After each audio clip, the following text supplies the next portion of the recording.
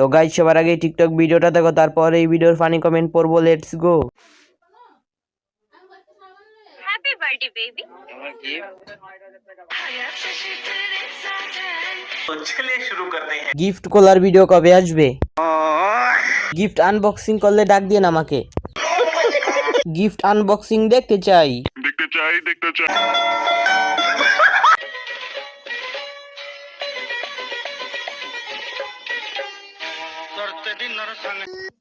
तो चलिए शुरू करते हैं। এখন বুঝতে পারছি কেন ভূমিকম্প হয়। ও এই কারণে শুক্রবারে ভূমিকম্প হয়েছিল।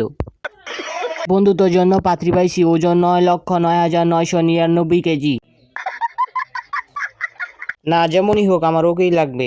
আপু সাবধানে, আমরাও পৃথিবীতে আছি। ভূমিকম্পকে এভাবে অপমান করার কি দরকার ছিল?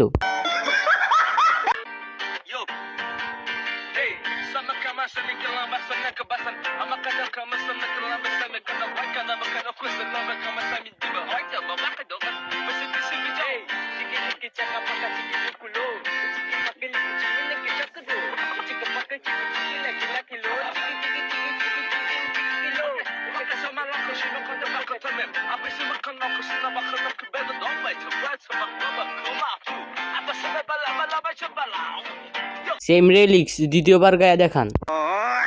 বাংলা অনুবাদ করে দেন। অনেক দূরে এগিয়ে যাও আর ফিরে এসো না।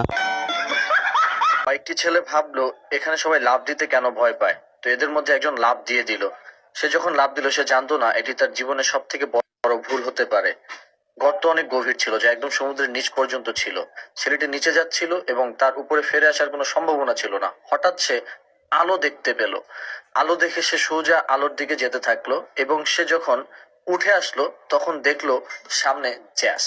সে ভাবলো সে হয়তো মারা গেছে, সে অনেক ক্যাপ পছন্দ করতো তাই। तो चलिए शुरू करते हैं। ভয়ঙ্কর প্রমোশন। জীবনে বহুত ধোঁকা খাইছি, এটা একটু বেশি গর্জিয়াস ছিল।